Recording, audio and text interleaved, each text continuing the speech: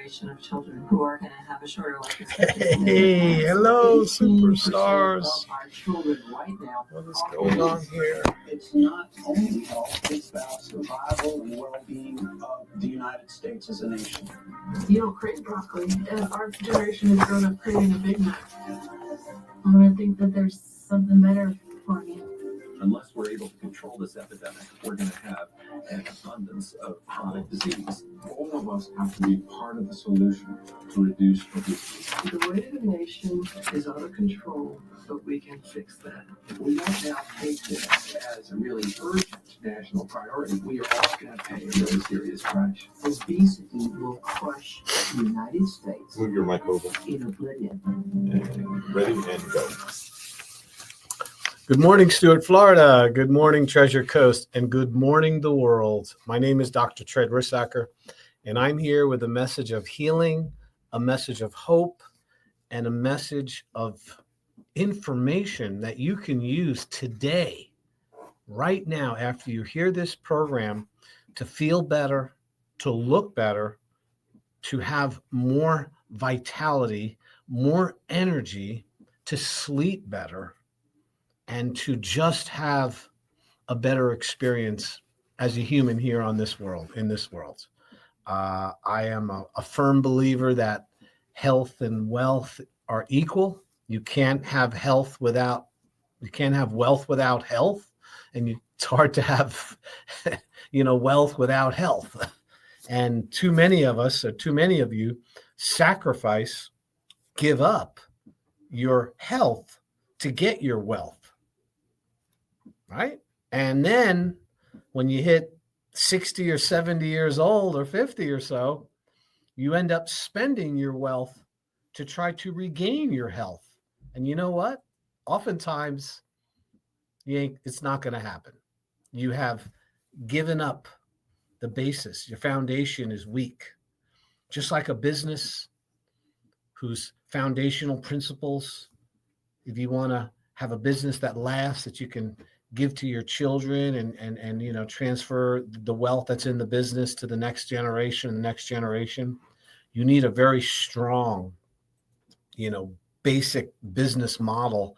And you can't have had weakness or shenanigans or trying to cheat or to try to go and circumvent, natural laws and laws of the government to try to build that business. If you do, it will fail. And health and your commitment to what you put in your body, what you put on your body, the things you eat, how much sleep you get, your levels of stress, how you're handling stress, how you handle your reactions and relations with other people. Are you contributing to the earth, to the world in a positive way? Or are you simply somebody who is breaking things down? It's really, it all begins and ends with you. Are you concerned about your health insurance? Did you see how expensive it's getting to have health insurance? I think the average health insurance cost right now has gone up to over $7,000 to $8,000 a year per person. And that's an average. And, you can avoid being sick if you build a good foundation when you're, as you grow up and as you go through your life. You can build a good foundation and be able to bring that health with you. It's really that simple. Yet we always feel, for some reason, just, I was watching, I like stuff that has meaning and content when I'm online, and I do watching a lot of stuff on the internet, obviously. No more TV, thank goodness. And they had some shows on the war, the Iraq war, the Fallujah, and also some stuff about Ukraine and, the meat grinder that's happening over there, what's happening with all these people. And what's very interesting is if you look at the Iraq conflict and the Fallujah, the soldiers feel like they're impenetrable. In other words, that they'll live forever. They're 19, 20 years old, and they just are, walking through gunfire. And, they just feel like they're, that they can't be touched, that they can't be harmed. Yet we know they can. And it's horrible when it happens.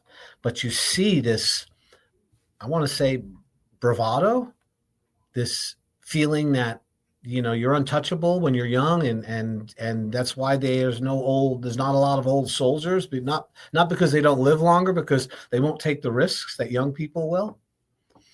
And that same mindset goes with people in life during their days, as they go through their teens and into their young adulthood in their 20s and 30s. They know that these choices they're making with foods and choosing not to exercise and prioritizing their careers over their health, in some way they feel, untouchable, unpenetrable, that medicine will save me if and all I really need is to make sure that I have health insurance and I live next to a hospital, that they can save me somehow, that they will repair and correct the foolish life that I've lived in the past. And, and that would be like, somebody getting a knee replacement. They decided to do some heavy duty contact sports, and they get in and they get their knee taken out, strained and sprained through an injury in their younger life. And over time, they never really corrected why it happened, which could be alignment. And then the weight that they put on over the next 10 or 20 years led to this knee that is bone on bone. And they feel that, a knee replacement can help, no doubt. But what if you didn't have that to go to? What if you didn't have a knee replacement? What if they weren't doing all of these procedures? You might have taken better care of yourself. I know for me, when they do a knee replacement, remember the other leg is as old as the one that they replaced, and so is the hip, and so is the foot. And that titanium knee, that $6 million man knee, you still got a 20-cent body if you haven't been taking care of it. And the outcomes aren't great. So it's important to know that the effort and time it takes to maintain your health and to do things is really, really important. So understand that most mainstream knowledge about healthcare and wellness and what you should do when it comes to the medical perspective is something called early detection. Okay? What does that mean, early detection? In other words, you need to get imaging, you need to get x-rays, you need to get colonoscopies, you need to get ultrasound imaging, you need to get your blood work done regularly, you need to get screened for lung cancer, for papillomavirus problems, screenings and examinations. And that is called early detection. That is not healthcare. That's telling you early to try to catch something early enough that you can avoid, the repercussions of a long chronic problem. Now, early detection is important. Don't get me wrong, you guys. All right. I'm not telling you to not get things tested. However, that should not be your form of health care or wellness care or life choices. To wait for, to see if you have a disease and then you're pretty much done. Rarely can they correct the disease that they find with this early detection. And of course it's better than not looking at it at all. So, and I'm not just mentioning this, I do have some statistics on this. And, there's one by Harvard Medical College, Harvard Medical University, had done a statistic on how correct the diagnosis was compared to what led to somebody's death. In other words, what the death certificate, what actually killed them, and what was the diagnosis that they got into the hospital with was over 60 to 70%. The diagnosis that the hospital derived was not what actually killed them. The diagnosis, in other words, the problem that really led to their demise was not what was originally on the records. In other words, diagnostically, they failed to identify the real problem. They were treating the symptoms, which was the diagnostic criteria, with the symptomatology that someone presents with, without really now. So, and how did they know that? Because what they did was, in Harvard, they do autopsies. And when somebody dies at Harvard Medical, they do an autopsy to see the cause of death. And the actual entrance diagnosis was over 60% or even worse wrong. And that's Harvard. So with that, knowing that, how effective is a doctor that works in a private office that, doesn't have the same skills and all the testing. In fact, but there's also some other statistics that show that a doctor's first opinion from a history and a consultation and an exam, or like a physical exam, they're like 80% correct as a result of what their findings are and what they believe is going on. So here's another statistic: was when you did get the right diagnosis at Harvard University, if you did get the right diagnosis, how many of those people actually had a cure from the diagnosis and then the treatment that was given to them at the hospital? How many actually affected a cure? In other words, a resolution of the problem. Healing, less than 5%. That's right. Less than 5% were actually able to be cured or healed 100% from the problem. And what that means is that doesn't mean that they didn't extend their life. It doesn't mean that they didn't treat the symptomatology of that problem. They do, and they're good at that, but they never really were able to heal the problem because, it had gone too far. And thus, those people suffer comfortably. They're still suffering, but they try to make them comfortable with blood pressure medication and blood. It's not my genre. I used to know a lot about all the different things that they did to treat symptoms, but that would be the diabetes medications, the things for Alzheimer's and dementia. They can't cure those. The heart disease and the plaquing of the arteries.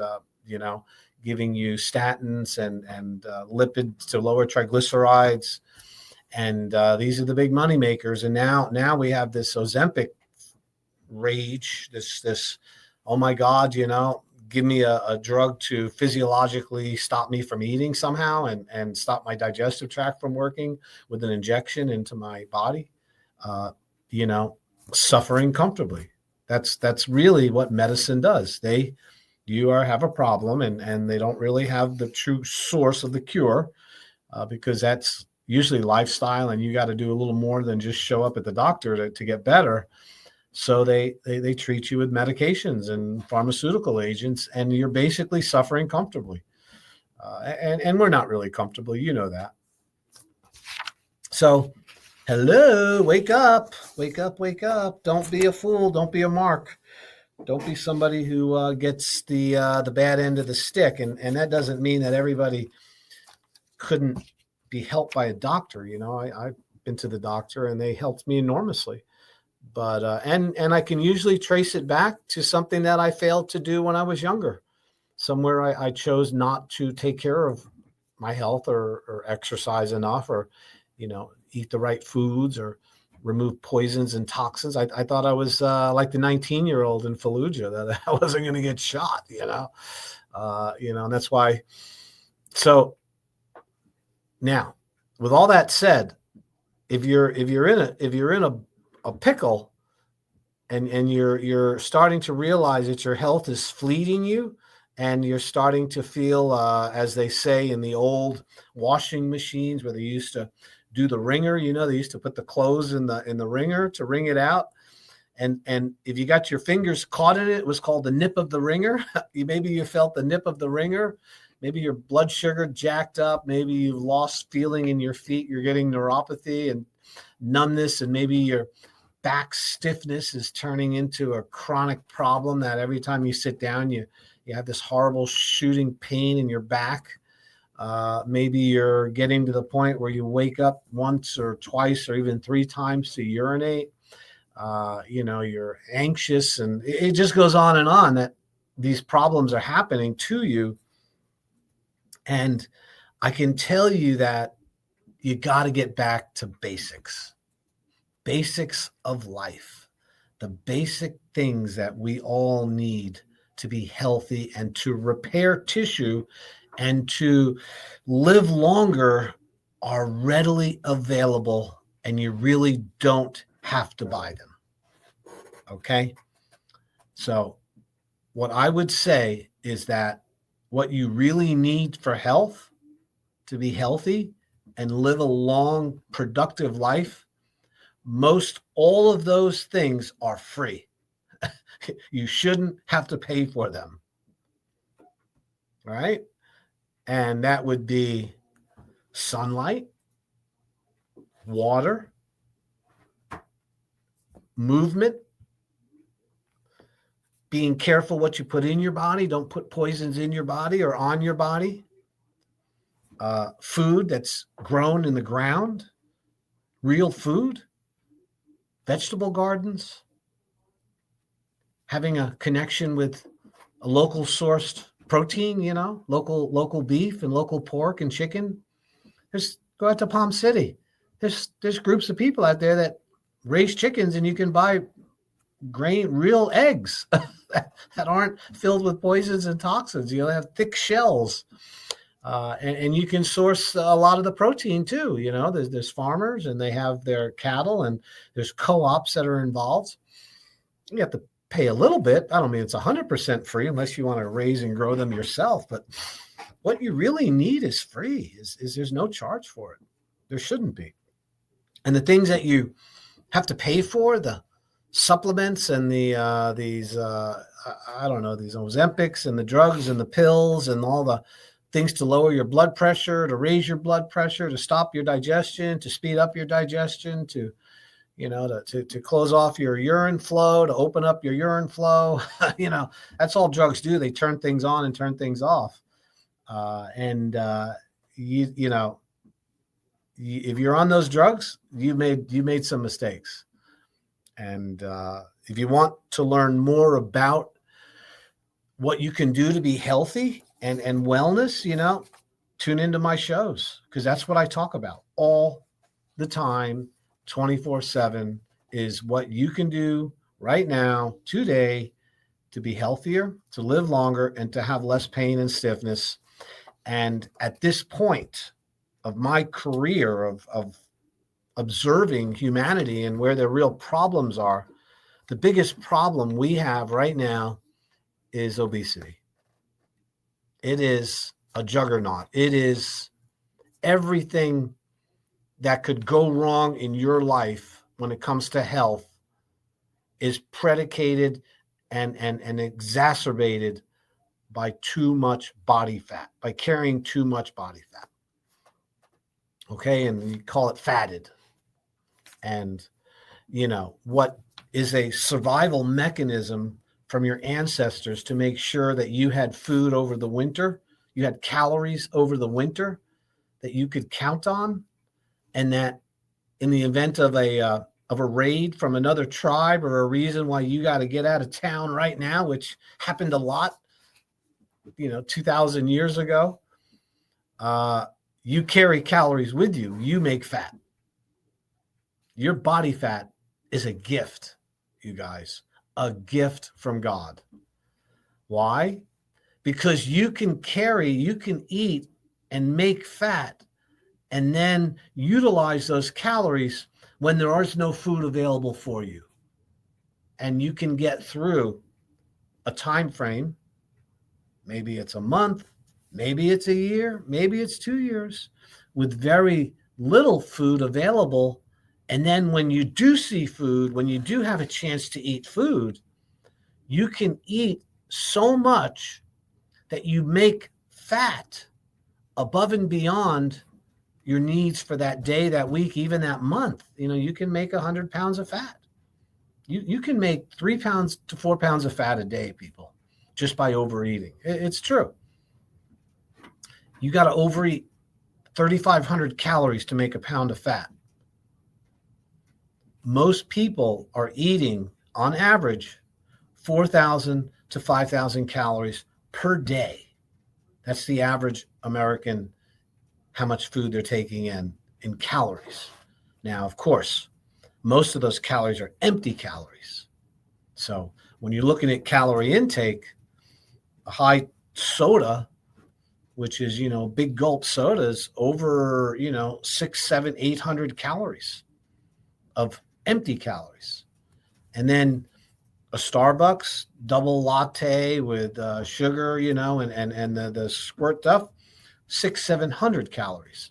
Some people drink those 4 or 5 times a day. That's 700, 1,400, 2,800. There's 4 of them right there. And you haven't even eaten any food yet. So it's common to put on 4,000 to 5,000, eating that much food. And you make fat. And it's God-given. It's a natural thing. But what's not normal is to never not eat. You're designed to go periods of time without any food or any nutrition, and then you utilize your fat stores.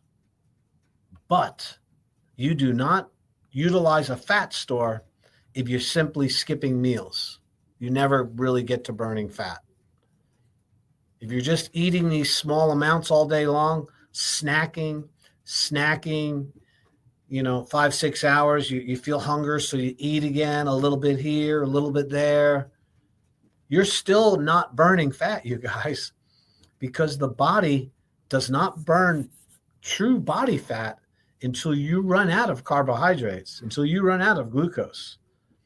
And those carbohydrates are fruits and vegetables, and they make glycogen in the liver. The body stores that energy, that glucose, as glycogen.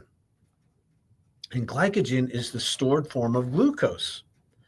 And the body needs glycogen for instantaneous energy. The stress response utilizes glycogen and glucose to get you out of the fire, to get you away from saber-toothed tiger. You're at the watering hole. You get a little bit of water with your buddy, your caveman buddy, and a saber-toothed tiger jumps up and pounces on him and eats him in front of you. And he's got a friend. There's another tiger there also. Well, let me tell you, your body is not utilizing fat to get out of that situation, I promise you. Your bodily fat is stored away for after, when you don't have any food. That instant burst of muscular energy to get away from something comes from the body's stored glycogen in the liver. And it's set off by the adrenaline response, by the stress response.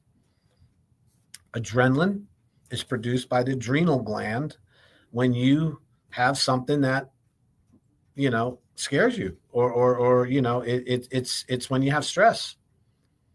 Adrenaline shoots into the bloodstream, and this causes a release of cortisol. Now, you've all heard about cortisol. Cortisol is the hormone your body produces to raise blood sugar, to get calories into the cells, into the bloodstream, so your body has the energy to run or to fight or to get away from whatever it is, muscular, and to think. Now, what's very interesting is that glucose, glycogen, flood lasts about 20 hours, less than a day. So if you were, if you were being chased, okay. So let's say the saber-toothed tiger ate your buddy and his buddy's chasing you, his mate, and you got to run like right now. The ability to get away and to run and to use your muscles and to hide and to fight is all being produced by the glycogen stores in your body for the first 20 hours or so. So 20 hours. And if you're extended past 20 hours, you're running for, they're not giving up. They're still chasing you. Those next 2 days, 3 days, 4 days, and 5 days, if you're not eating, that's when your fat starts to power your body. Not the day you missed a meal, you guys. Or if you skipped a meal, you're not burning fat. You burn fat when you run out of glucose and glycogen. Okay? And that, when you start burning fat, that's when your body starts to heal itself. That's when your body produces something called ketones. And ketones is a biomarker that shows up in your urine or in your blood supply that you are now utilizing fat instead of glucose as an energy source. And when you utilize ketones as an energy source, it's a very clean energy source, which does not lead to any kind of insulin dependency or hyperinflammation that glucose causes. Glucose requires insulin to be cleared from the body. So your body's pancreas is working hard to get rid of glucose. When you go past the glycogen stores by not eating for a full day, just one day, you guys, go to sleep. The next day, the second day, you're starting to actually burn your stored fat. And that will show up in your urine as a little rise in ketones. So you can buy these ketone strips. And the ketone strips you can buy them online, you get them right up at the CVS. And if you want to know if you're being fat adapted, if you're starting to become fat compliant, which is where you want to be, you guys. You don't want to be carbohydrate dependent because that requires you to constantly eat all the time. Carbohydrate addiction is the same thing as alcohol addiction, you guys. And when you get addicted to alcohol and you stop drinking for a couple hours, your blood, everything makes you want to go back to it because you feel terrible. You're getting a headache from it. And to get that little buzz back, you go back for that alcohol again. And that's the same thing that happens when you become carbohydrate addicted. If all you're eating is carbohydrates, I shouldn't say that. You can be eating fat also, but if you're still eating carbohydrates and you're not going a full day without eating, you're never really burning that much fat. In order to become fat adapted and to start burning your inner fat layers, you guys, you got to go a day without eating. It's amazing what happens. I'm telling you, this is the easiest way I've ever seen to change body fat and to change metabolism is to learn how to become fat adapted versus carbohydrate adapted. And they call it keto. And it's called fasting. And it's quite powerful. So once you become fat adapted, and the way you know it is by checking with a ketone with these urine strips, urinalysis. And so I've been doing this with myself for about 12 months now on and off. I did the severe fasting. I did 4 or 5 day fasting with water. I always do water. And then now I'm at a point where I basically really only eat once or twice a day. I don't eat breakfast because I have the blood sugar from the night before. I mean, I am hungry when I get up in the morning, as I always am, but I'm not weak. I'm not like out of my mind, like super hungry. And so what I do, and I was reading about this, and this really works, is I put like butter in my coffee. Right? I never thought I would do that in my life. And I watched a show. It was on this thing called Bulletproof Coffee. And this guy, who's the guy who developed it, went from a 300-pound person down to 160 pounds, changed his whole life by simply putting butter in his coffee and other oils and having that for breakfast.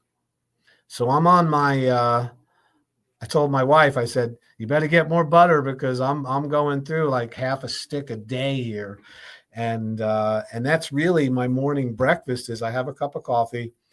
I take probably 2 to 3 tablespoons of butter, a big chunk of butter, put it in the cup, heat it up so it, liquefies it. And then I'll put the coffee on top of that. A little bit of stevia. I like a little sweetness. Stevia is fine. And a little bit of cream. And did you know 1 teaspoon of cream is like 40 calories? I didn't know that, but now I do. But so I'm not typically, I am fasting because I'm not eating anything that's carbohydrate, but that coffee has been really, really beneficial at my energy levels. And I'm just not that hungry till about 12 or 1 o'clock. I start to feel hungry again. And then I drink water, and typically I will not eat until at least after 4. And that would be with something that is savory, meaty, fatty food. And I'm down to 198 pounds. My body fat is probably lower than 15%. My inflammation and the swelling around any inflammation is gone from my body. I am a very happy camper. Now, what does that have to do with laser? What am I doing with the laser?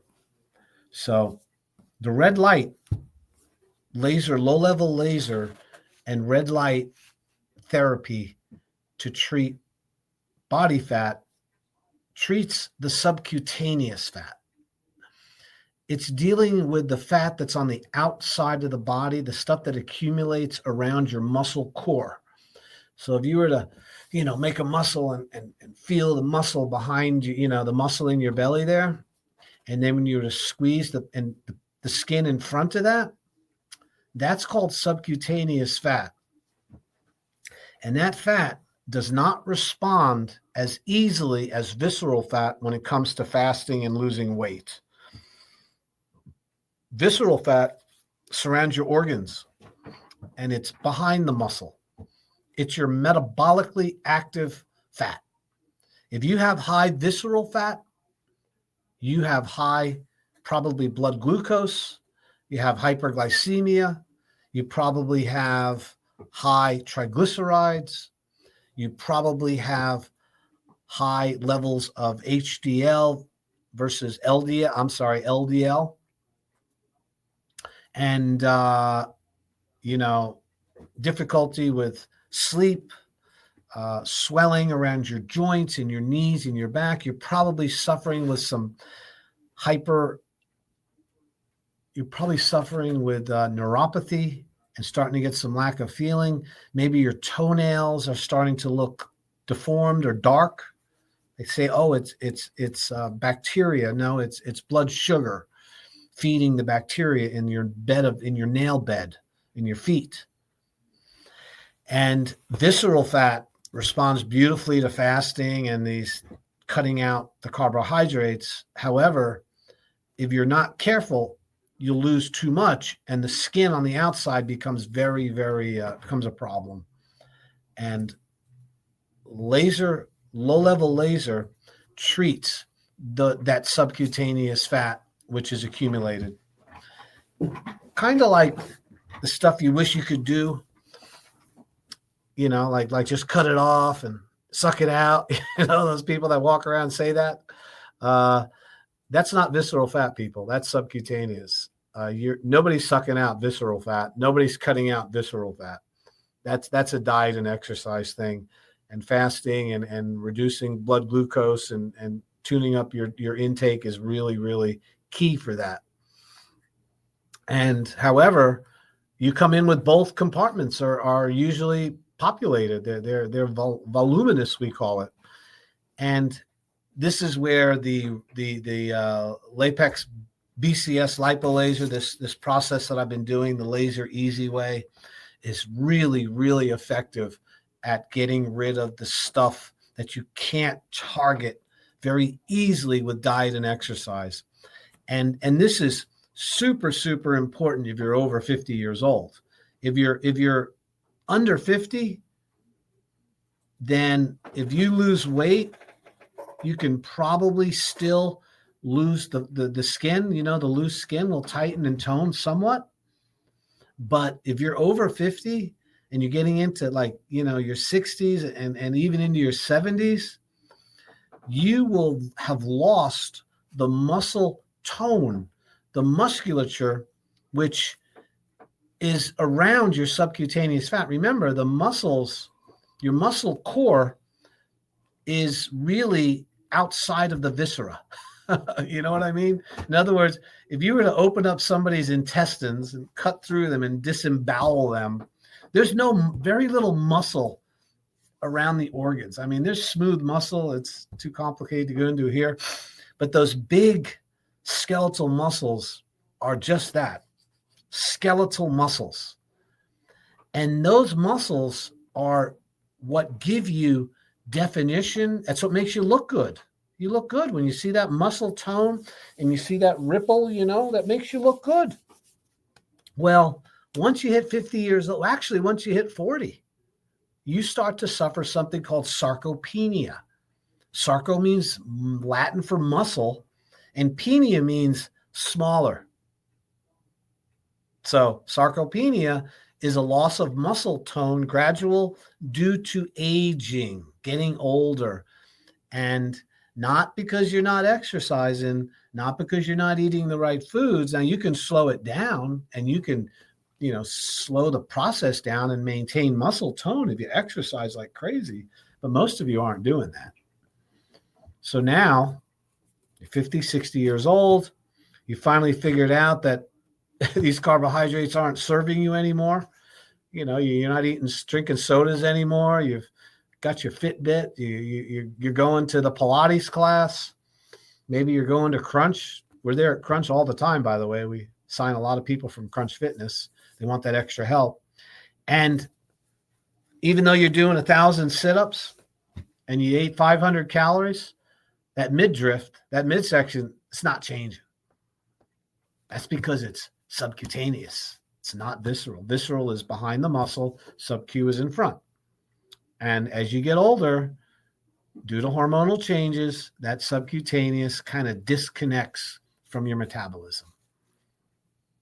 And, that's why people do all these crazy kind of procedures, the fat sucking, the fat burning, the fat freezing, blasting it with ultrasound, shooting injections into it. It's insane. If you're doing any of that, please give us a call. We do not do that. This is not what we do at the Slim Body. We're using a red light, the same energy that you see in the morning when you step outside and look up at that beautiful sun in the morning.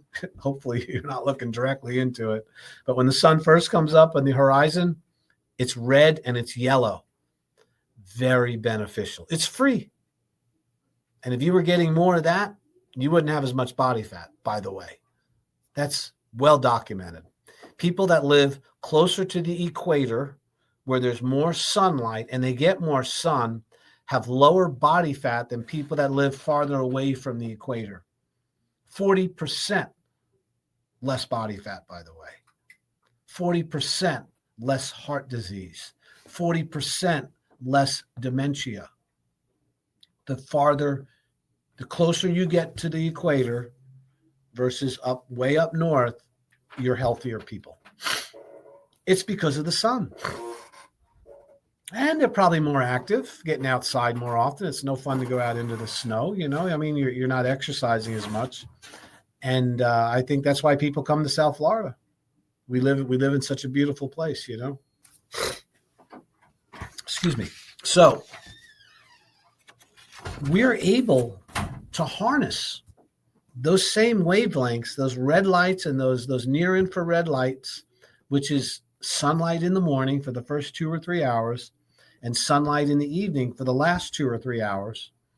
Those wavelengths heal and repair your body. God created the sun to give us life. The sun radiates the earth. Those sun's energy, that nuclear reactor up in the sky that's gazillion times bigger than anything we could imagine, is pumping energy into us in the form of radiant energy. And that energy is taken up by plants, turned into glucose, turned into a starch, a carbohydrate. We eat the plant, and that energy is released into our tissues in the form of ATP. But it originally came from the sun. All energy comes from the sun, you guys. It's just transmuted into different things. Carbohydrates, fossil fuel, fat, proteins. They all contain the energy that was once radiant from the sun. So there's names for that. And one of them is called the way that the body gets energy from the sun in the form of glucose and fat. The mechanism is called oxidative phosphorylation. And then there's another way called gluconeogenesis. We make glucose, called glycolysis. And for that reason, when you shine the sun on your body, when you allow the sunlight to hit your body has receptors called chromophores. They're receptors that they didn't even know existed 20 years ago, you guys, because they didn't realize that light is a signaling molecule. Not only does it give you energy when you eat the plants and the food and the animals that ate the plants, they're giving you that energy. That radiant energy is also going through your body, completely you're translucent to it. I saw pictures of infrared light, and what they did was they took the scientist took his hand, and on the picture it looked for infrared penetration, and the infrared, which is invisible, by the way, you guys don't see infrared. You see red light, it's red. And then the next spectrum of the solar spectrum, which gives us light, is near infrared, infrared, far infrared, which are those saunas are far infrared. You don't see the light, but that's light. And then you get into UVA, UVB, and then you get into the higher levels of light. Okay. The only light that you see with your eyes is it shuts off at red. So you see the blues and the yellows and the greens and the purples, and then it gets into the red light. And then those next spectrums are invisible to your eyes. You can't see them. Yet they are what actually heals and penetrates to create a better homeostasis, a better system. Your body desperately needs that light charge every single day. We've been on the planet. I looked at the earliest humans that they found. 1.2 to 1.7 million years ago, they found humans that could walk upright and had large brains, which shows that they were evolving into what we are today, into humanity. And, they woke up to light. They came out of wherever it was and they had sunlight on them. And then they ate food, which was putting sunlight into them through the starches. And then, of course, they got the fats and the proteins from the animals that they were able to trap or kill or find. And then they would eat carbohydrates when they could grasp them in roots and tubules and shoots and little plants. And here's another really important factor. Your body handles proteins, carbohydrates, and fats better when you eat them on their own instead of mixing them together. When you take a slice of pizza, okay? All the food groups are in a piece of pizza. There's the carbohydrate, which would be the crust and some of the tomatoes. And then the protein would be if you had a little protein on it, like your meatball or your sausage. And then you had the fat, which is really the cheese. Okay, so you're getting all these food groups, but the problem is they're cooked. They're changed. They're denatured. They're devalued through the heating process and the combination of all of them together.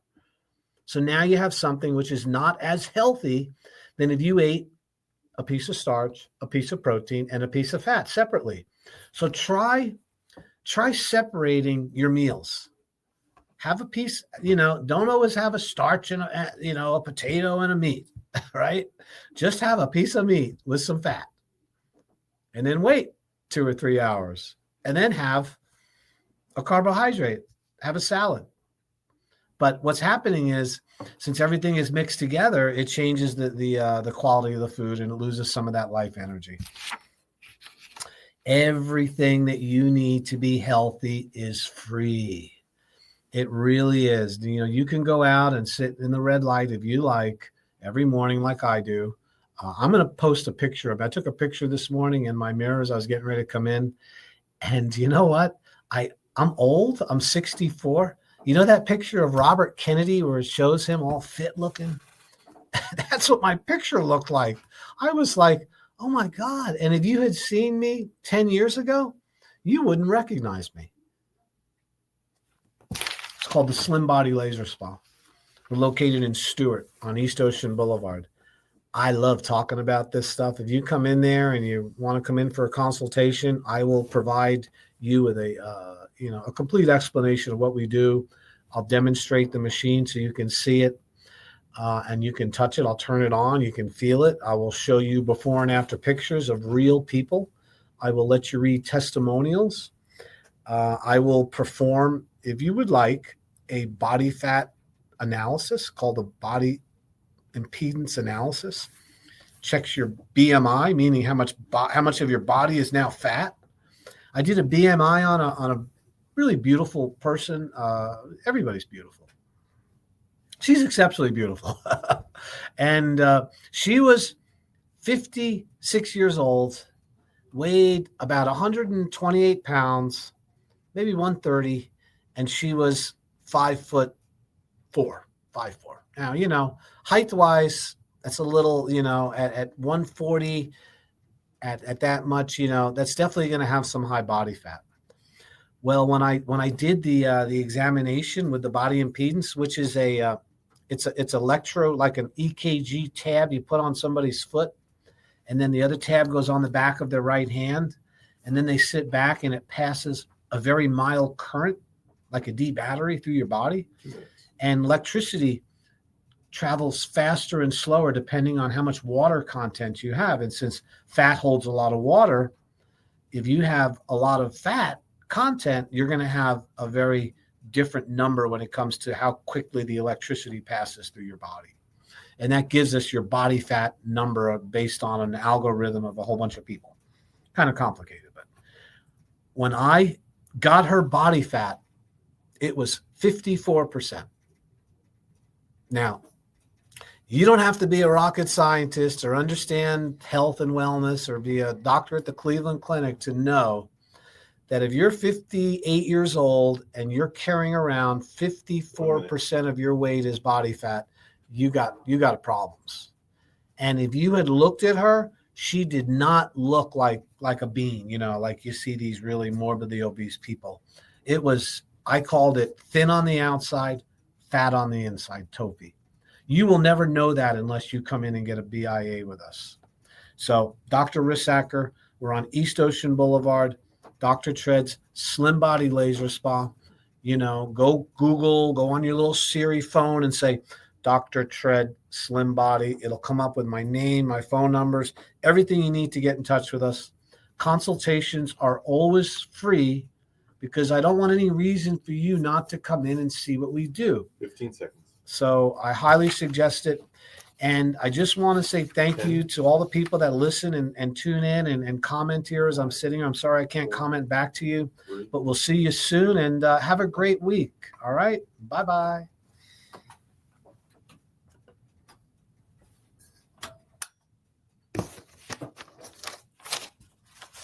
Oh, sorry. I didn't realize you guys were still on here. Thank you for tuning in. Remember, Dr. Tred, Slim Body Laser Spa. Let's see if I got what's the comment?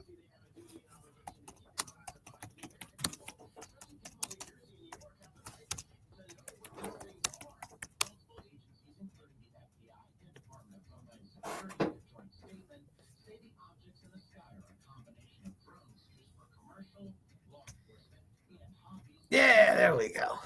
Figured it out. That's the ticket, you guys. That is the ticket. Thank you so much. We'll see you soon. Bye-bye.